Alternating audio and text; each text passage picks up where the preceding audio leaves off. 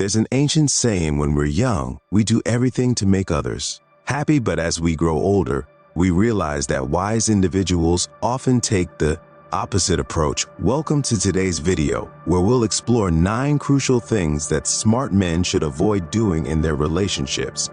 Marcus Aurelius, one of Rome's greatest emperors, once observed that a person's greatest mistakes aren't just the things they do wrong, but often the things they should never have attempted in the first place.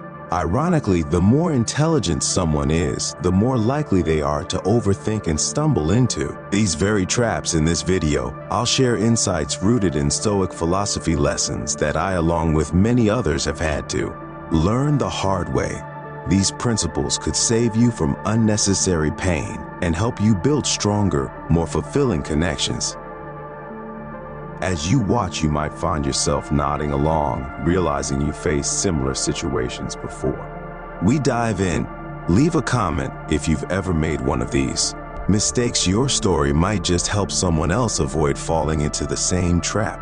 Number 1. Keep your past private. Let's start with one of the most overlooked yet crucial aspects of relationships: the importance of keeping your past private. In a world where oversharing has become the norm, protecting your history, your personal experiences, challenges, and mistakes has become a rare and valuable practice. The Stoics believed in discretion and the strength that comes from controlling what we reveal. While keeping your past private matters in relationships, there's often pressure to bear it all. Every secret, every mistake, every regret. While honesty is vital, oversharing can backfire, leaving you vulnerable to judgment, misunderstandings, or even manipulation. Epictetus advised, first say to yourself what you would be, and then do what you have to do. He reminds us to focus on who we are now and who we aim to become, rather than letting the shadows of our past define us in others' eyes. Your past is a part of your story, but it doesn't have to be a public chapter. It's not about secrecy or deceit, it's about discernment.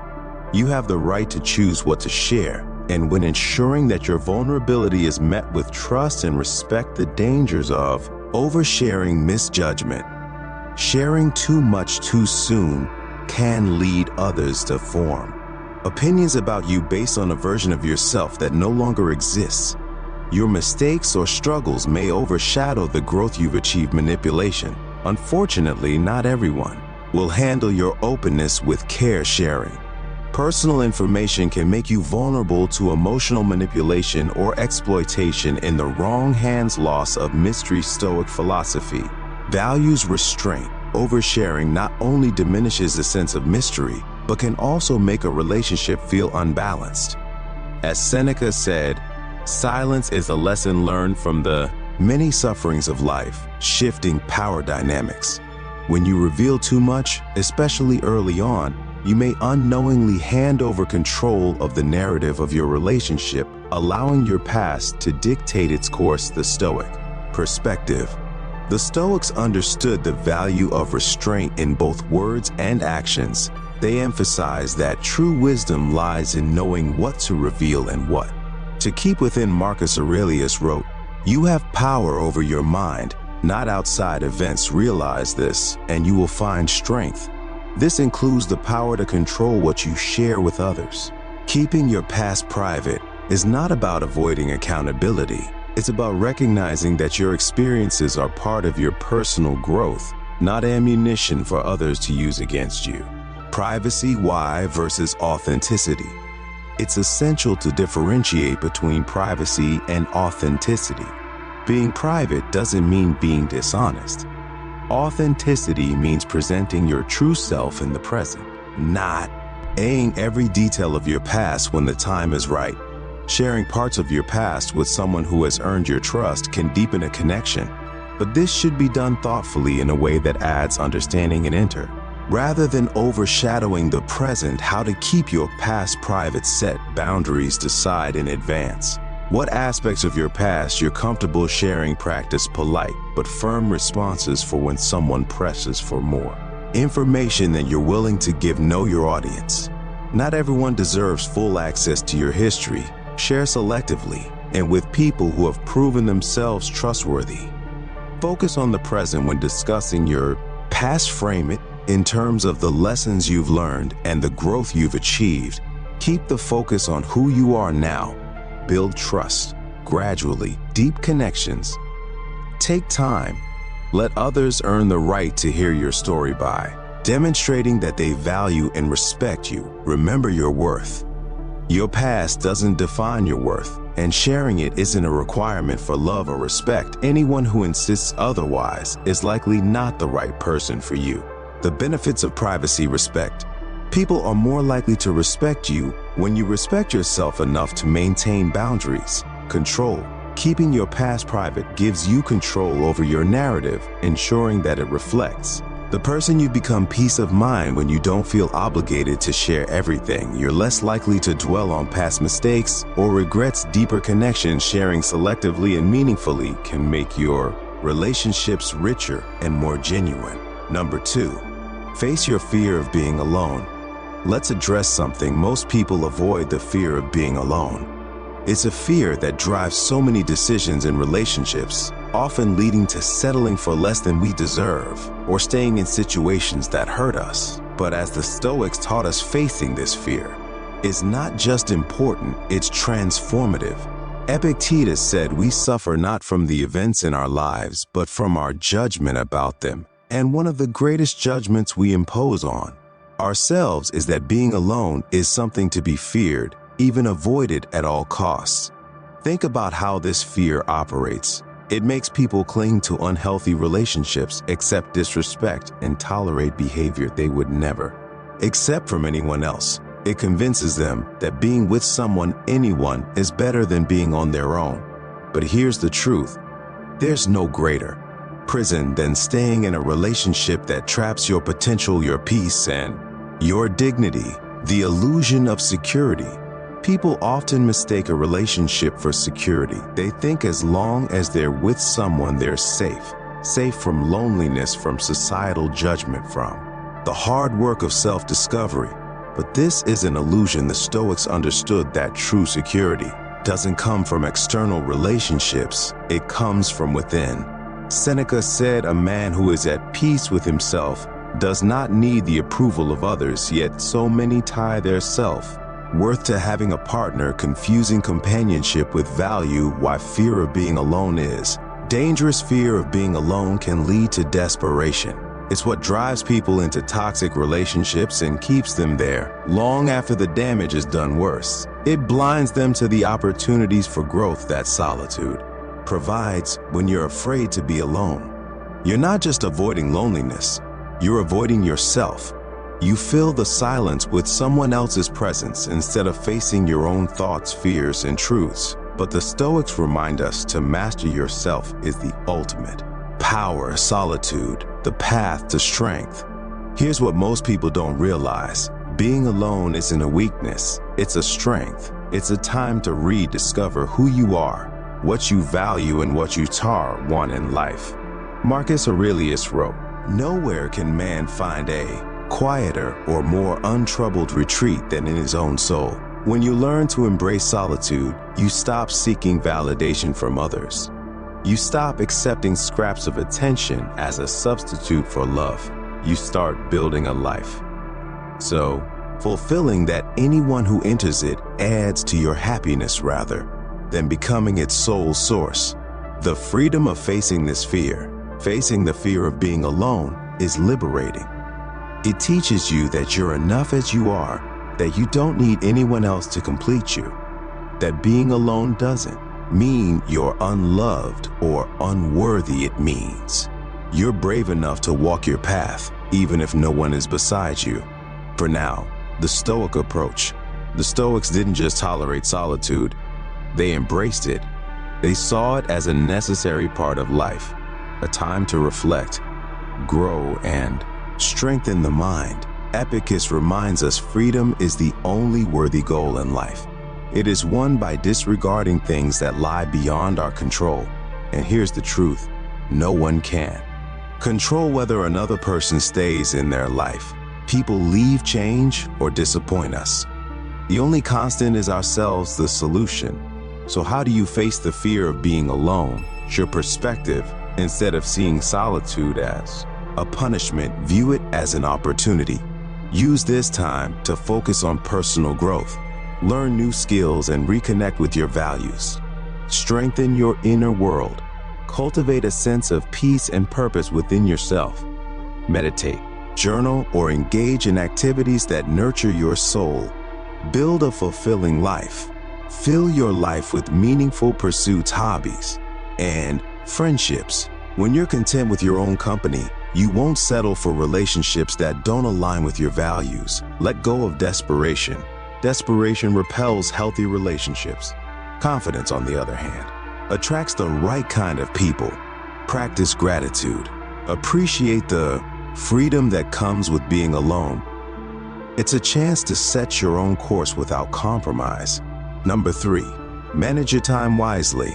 Let's address something that might hit close to home: wasting your most precious resource, time. Seneca, one of the greatest Stoic philosophers, said something powerful. It's not that we have a short time to live, but that we waste a lot of it. Nowhere is this more evident than in relationships. Think about it. How many hours have you spent overanalyzing text messages, waiting for calls that never came, or trying to decode mixed signals? How many weekends have you wasted prioritizing someone who wasn't even sure about you? Marcus Aurelius put it simply: time is like a river once. It flows past, it's gone forever. Yet I've seen too many men squander their prime years chasing people who treat them as backup options. They cancel plans with friends, skip the gym, or put their goals on hold for someone who wouldn't do the same for them. The hard truth: while you're making someone else a priority, they might be making you an option. Time is the only resource you can't earn back. You can always rebuild finances, forge new relationships, or create new opportunities, but lost time is gone forever.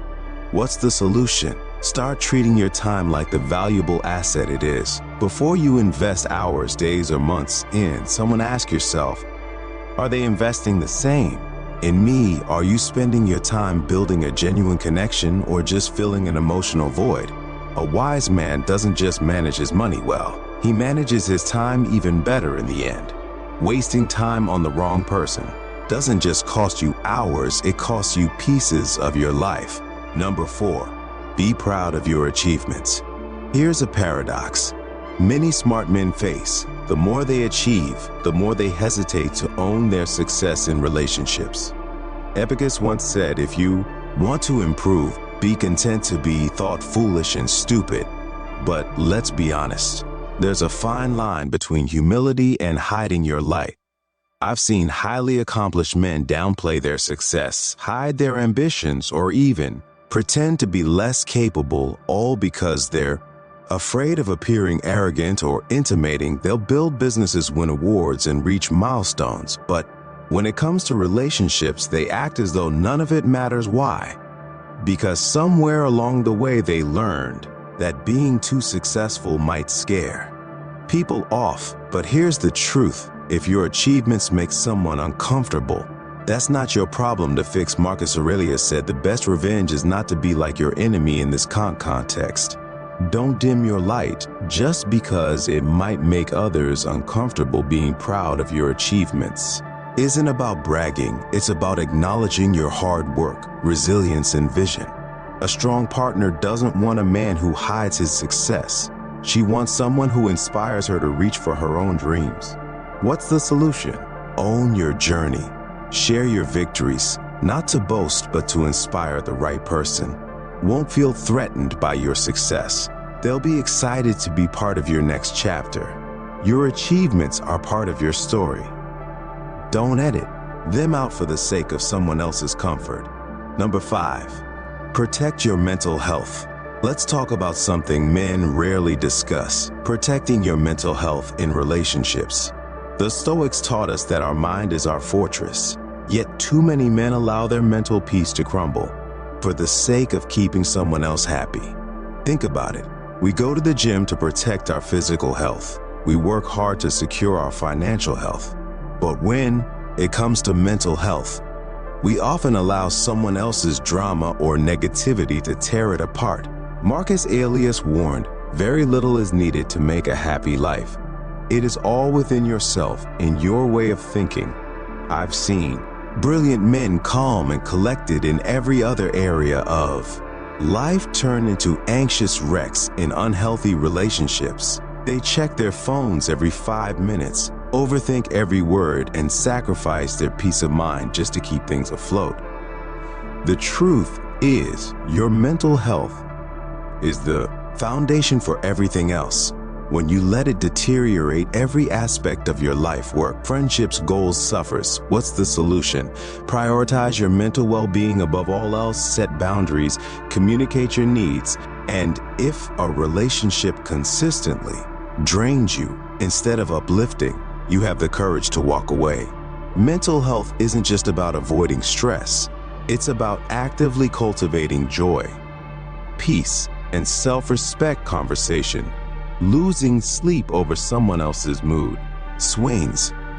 Many men convince themselves that constant emotional turmoil is just part of a relationship. They lose sleep over someone else's mood swings, telling themselves it's normal, that this is just what love is. But here's the truth: if your relationship is consistently disrupting your peace of mind, it's not love, it's emotional warfare. The Stoics taught us a profound truth. Your mental peace is not negotiable. It's not something to be sacrificed, even for the sake of love. Because if you lose your inner peace, what are you truly bringing to the relationship? A stressed, anxious, depleted version of yourself. That's not healthy for you or your partner. The solution: set boundaries, learn to say no. Walk away from drama. Most importantly, understand this: someone who truly cares about you will never force you to choose between their happiness and your mental health. Maintaining your mental health isn't selfish. It's essential. At the end of the day, you can't pour from an empty cup, and you can't build a strong, healthy relationship from an unhealthy mind. Number 6, be true to yourself. Let's tackle something crucial: the art of staying true to yourself in relationships. Albert Camus once said, "The moment you start changing who you are to please someone else is the moment you start losing yourself." How many times have you said yes when you wanted to say no? How often have you pretended to like something you hated, agreed with opinions you didn't believe in, or changed your behavior just to keep someone happy? The Stoics teach us that when we act against our nature, we suffer twice: once from the effort it takes to perform, and again from the disappointment when it fails. I've seen strong, principled men abandon their values, change their goals, and distance themselves from friends and family just to fit into someone else's ideal. They become actors playing a role they think their partner wants to see. But here's the harsh reality: when you stop being authentic, you've already lost. Ironically, when you try to be what someone else wants, you become less attractive. Not more. Authenticity has a power no performance can match. Epictetus said it best: if you want to improve, be content to be thought foolish and stupid. Being true to yourself might not always make you popular, but it will make you respected. The solution: start saying no, share your real opinions, stand firm in your values. Yes, some people might walk away, but isn't it better to be alone for being who you are than to be accepted for being someone you're not? The right person won't want you to change who you are. They'll inspire you to become the best version of yourself, not a different person altogether. Number 7, don't sacrifice your goals for others. Too many good men derail their ambitions in the name of love. Seneca said it perfectly: no person has the power to have everything they want, but it is in their power not to waste their time chasing what they can't have. I've seen men put their careers on hold, abandon business opportunities, and give up on lifelong passions, all to fit into someone else's life plan. They tell themselves it's compromise, or that love requires sacrifice. But here's the cold truth: when you give up your dreams for someone else's, you're not just sacrificing goals, you're sacrificing your essence. Worse yet, years later, these men wake up filled with resentment, wondering where their dreams went. They look in the mirror and hardly recognize themselves. As Marcus Aurelius warned, look well into yourself. There is a source of strength which will always spring up if you will always Look, the problem isn't just the missed opportunities, it's the loss of respect, both self-respect and the respect of their partner. Let's be honest. No one truly admires someone who abandons their purpose for love. The solution: keep your dreams alive. Pursue your goals with passion. Include your partner in your journey if they want to join, but don't derail your path for theirs. A real partnership enhances both people's journeys. It doesn't require one person to abandon theirs. The right person will support your ambitions, not compete with them. Number 8, prioritize family and friends. A critical mistake many men make is sacrificing their core relationships for a romantic partner.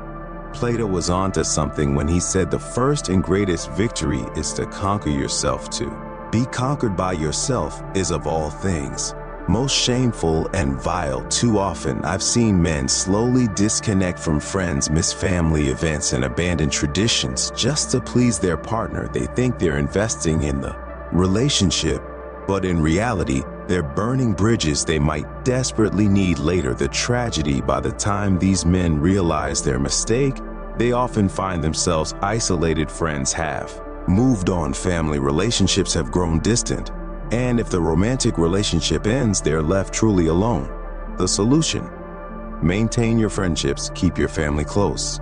Make time for the people who were there before the relationship and who will be there if it ends. A partner who tries to isolate you from your support system isn't protecting your relationship, they're controlling your life. You're close.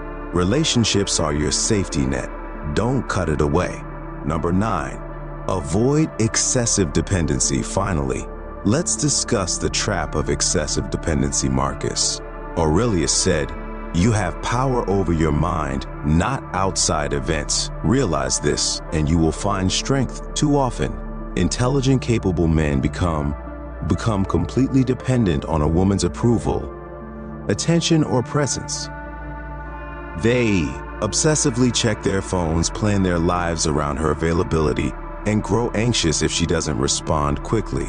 Here's the Stoic truth: when you make someone else responsible for your peace, you become a slave to their behavior. And the paradox: the more dependent you become, the less attractive you appear.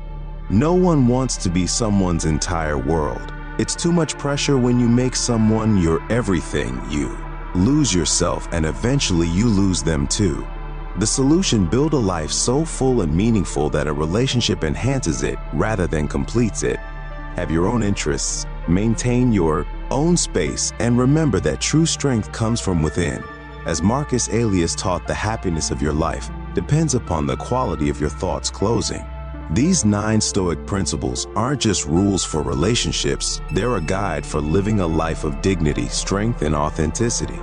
If this video resonated with you, hit the like button and share it with someone who might need to hear this message. Let us know in the comments which principles spoke to you most. Your experience might inspire someone else. Remember, the best relationships aren't built on sacrifice or dependency, but on mutual respect and individual strength. Until next time, stay strong, stay wise, and most importantly, stay true to yourself.